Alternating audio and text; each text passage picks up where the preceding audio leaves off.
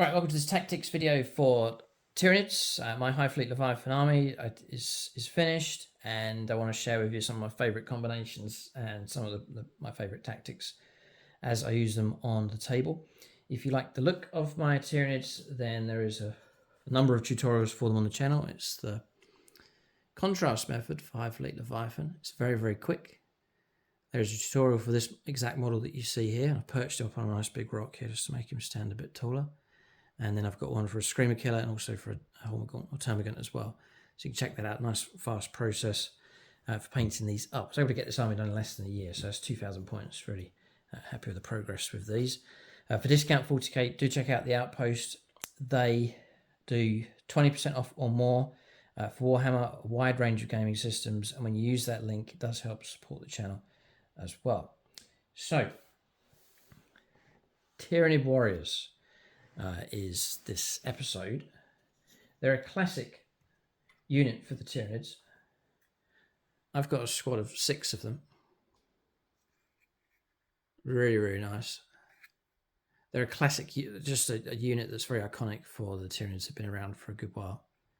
And I posed one of them to match, I think it's Space Marine 2, if you watch the trailer. That's the pose from that one there. It's like the squad leader. Again, perched him up on a rock just to make him stand out a little bit.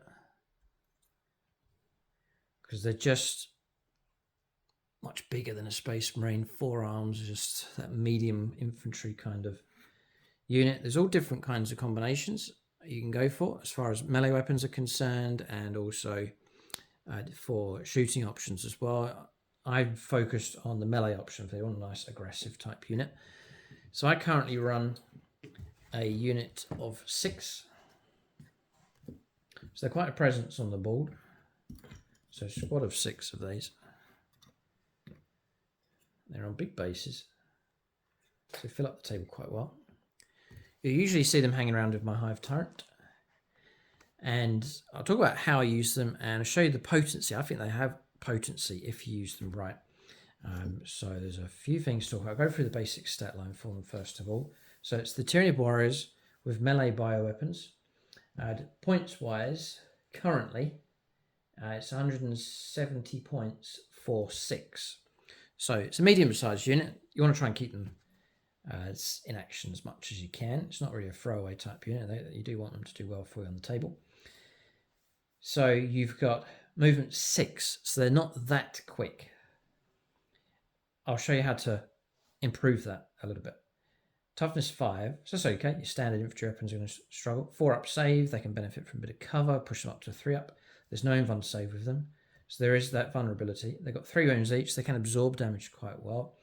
Leadership 7 and an OC of 2, so they'll chomp away and fight on objectives quite happily with good OC control. So, first, the problem for them is speed. They're not that quick on the tables, they're average.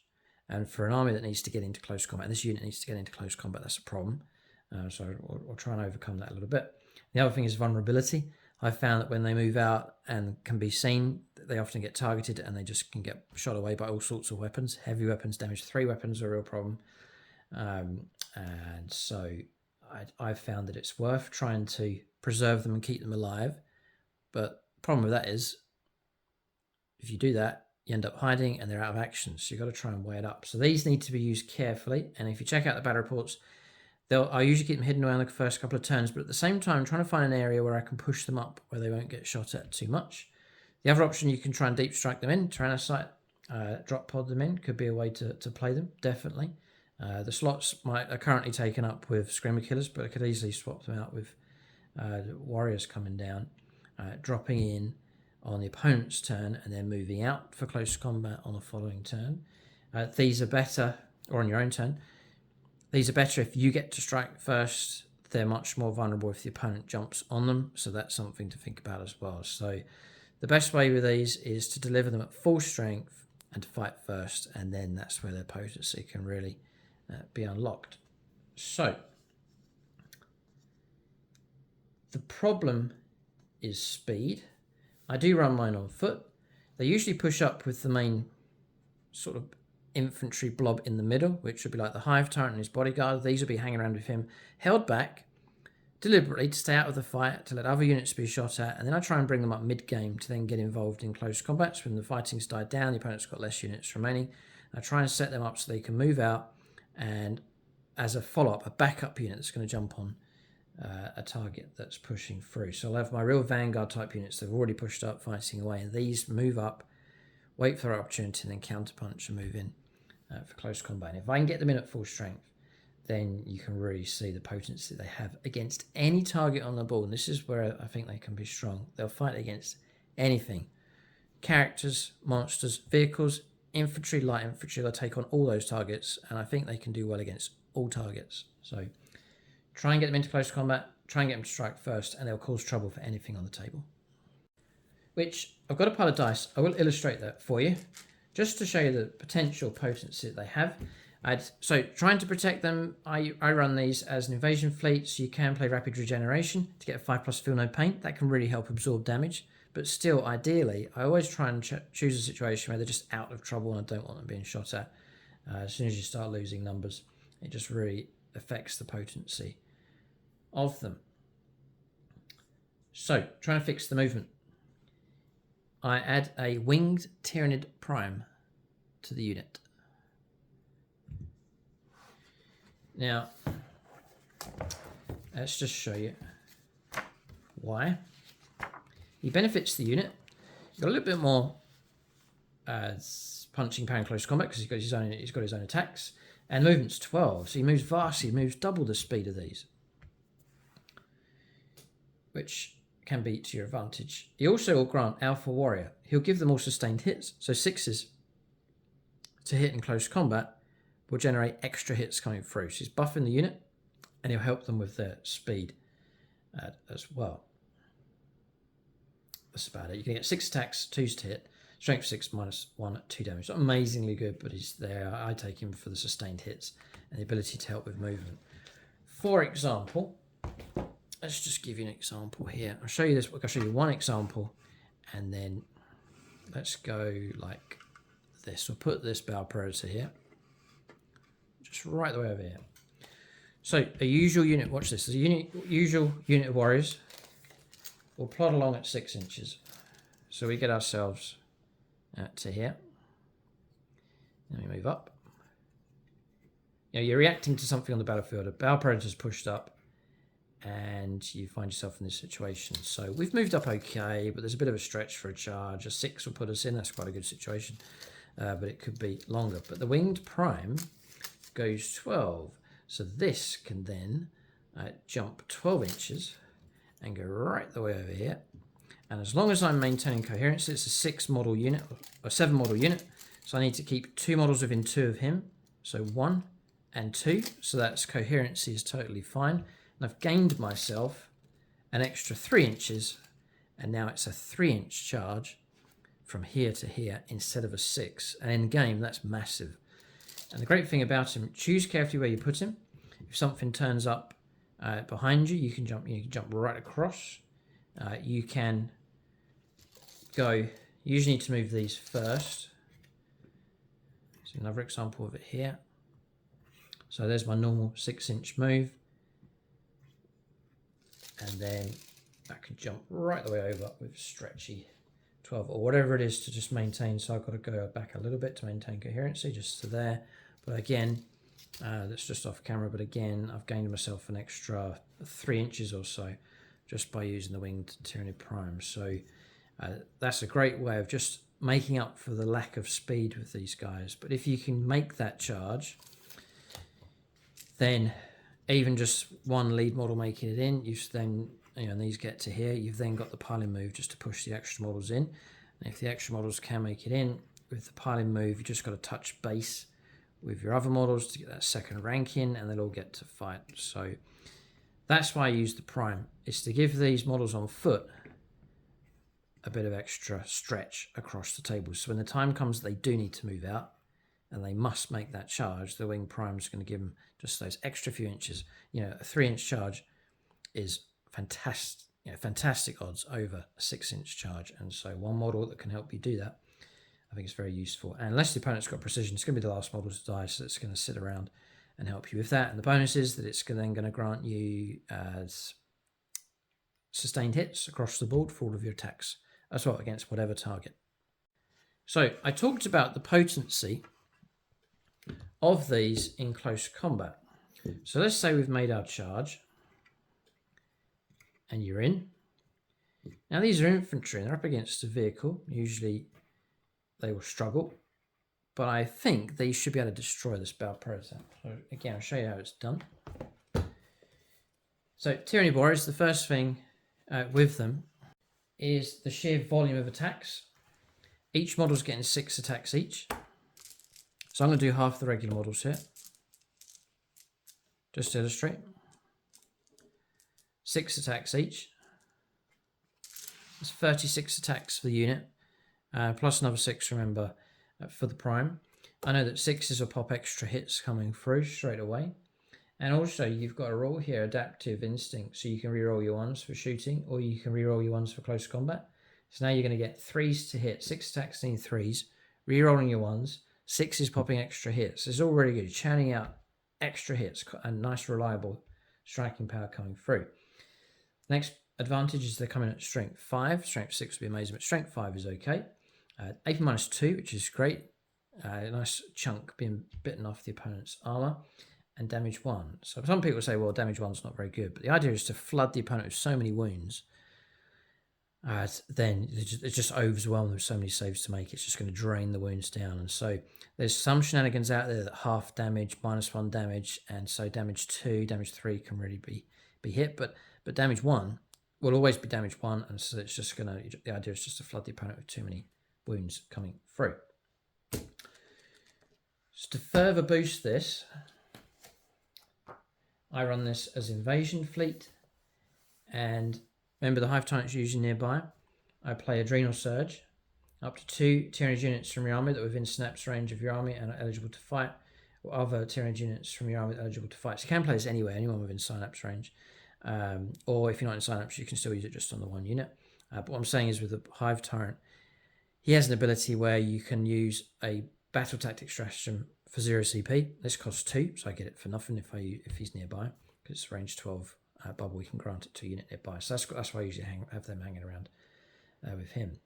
But the effect is, until the end of the phase, each time one of that unit is selected makes an attack, it's 5 pluses for critical hits instead of 6s. So now your sustained hits is going to be doubled in effectiveness. 5s will pop extra hits. Reroll on your 1s, 3s to hit. So you're going to plaster the target in a humongous amount of hits come through. Hopefully I'll be able to illustrate that for you in just a moment. Then the other thing here with Invasion Fleet, if I'm up against an army with plenty of vehicles, then I'll select Hyper Aggression, and that means I get lethal hits against monsters and vehicles. So then my 6s to hit will not only pop an extra hit, they'll also auto wound with their hit coming through as well. And against vehicles, auto wounding is so useful. So now you're starting to really stack up, really loading this up here in your favour as you make these attacks. And you're turning a unit from okay into really good just by adding up these abilities. So I'll try and illustrate this. Also something else to bear in mind if you're playing Invasion Fleet is a card that I haven't used very often, but here, Predatory Imperative. So if you've selected the wrong, or you've selected a different hyper adaptation, say you've selected sustained hits against infantry and you've gone into a vehicle and I wish I had that, there is a stratagem for 1 CP that will let you switch this unit over to hyper aggression and get those vital critical hits or lethal wounds coming through against vehicles. So there's that to bear in mind as well. So I'm using these in the context of Invasion Fleets, a few stratagems that can really help these out. But I'm in an ideal situation. I've got my charge, I've not taken any damage, all my models are in, and I'm going to play Adrenal Surge on them as well for my sustained hits. But watch this here. This is half the warriors. So actually roll up some dice here just to illustrate this. Hopefully I get this right. So we're looking for 3s. So I'm going to take away the 1s and 2s. There's no 1s in there at all. 5 have missed.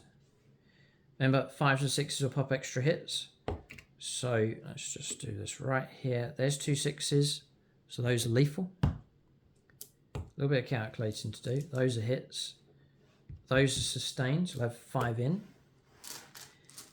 And the next part, which I didn't mention, is the weapon.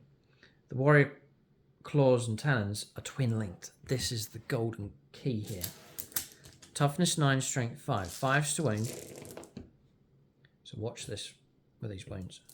There's the wounds. That's okay. But then we go to re-roll all your wounds for twin linked.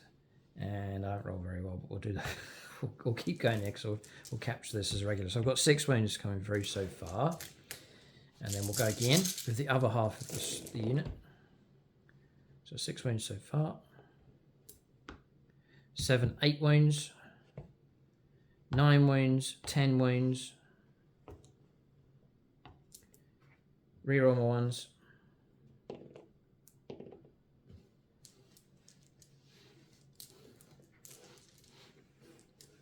Add in another 7 because of sustained hits on 5s. See that? The way you just return in those dice. 10 wounds. 15 wounds. 16 wounds. That's pretty poor, to be honest. But I've got myself 16 wounds. AP minus 2. So that AP minus 2 really helps now. 5s for saves. Probably going to be a really good roll. It is a good roll. And 7 have come through. But the opponent's taken 9 damage. Almost destroyed that Bow Prez. I think it's an 11 wound model. So even on a poor roll, which I've shown you there, you've caused a lot of wounds against the tank. Now, these are infantry, but they're chewing away against the tank. Now, imagine if these attacks had gone in against light infantry, medium infantry, Primaris Marines. You'd butcher your way through them. So I've picked a tougher target just to illustrate. Imagine if this was a character and the opponent's just rolling 1s and 2s for their saves. You're going to bring them down because a single damage is just going to chop them down no matter how many buffs and bonuses they have. They're just going to keep failing those saves. Remember, you've got the prime. We'll do him now, see if we can destroy this thing. Don't think I'm rerolling my 1s, but I'm on 2s to hit. There's a lethal and sustained. And I'll try and wound on 5s. So 2 make it through. These are minus 1, 4 ups, and 2 4s. Now, we didn't quite destroy the target. I'm going to do this one more time. Just to illustrate again. Again, this is a tougher target.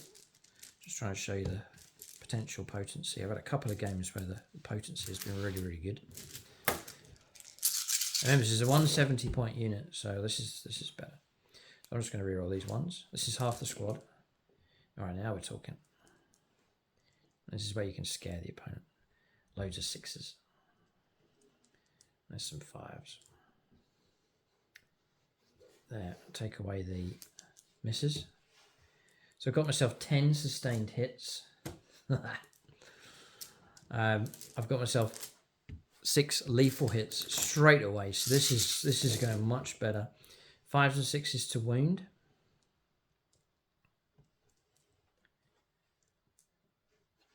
Twin linked. That's the golden key. It just helps. Look at that more. We've got 15. No, we haven't got 15. We've got 17 wounds so far. 10, 15, 16. I've had to borrow some extra dice there from this part. So, I mean, well, this is just bizarre. This is bizarrely good, but we'll just keep going.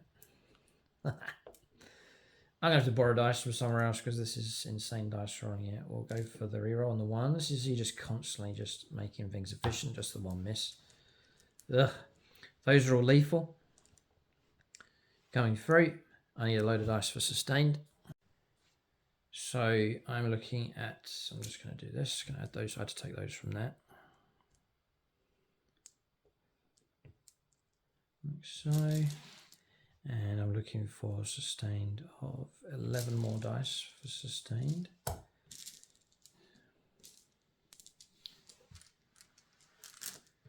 Those are all lethals.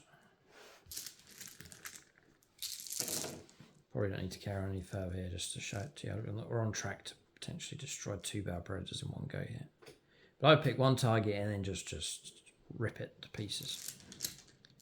Don't be surprised if your opponent goes after the warriors after that because they'll see how dangerous they are. I'm just doing the twin linked. So I've got myself 20, 25, some difference to the last one, 30. You've got 35 wounds. 35. Now 35 wounds against anything, it's going to find itself in trouble. One thing I would say is targets that are toughness 10 or more, you're going to be looking for 6s to wound. So lethals will really help you, but you're going to knock your effectiveness down a fair bit.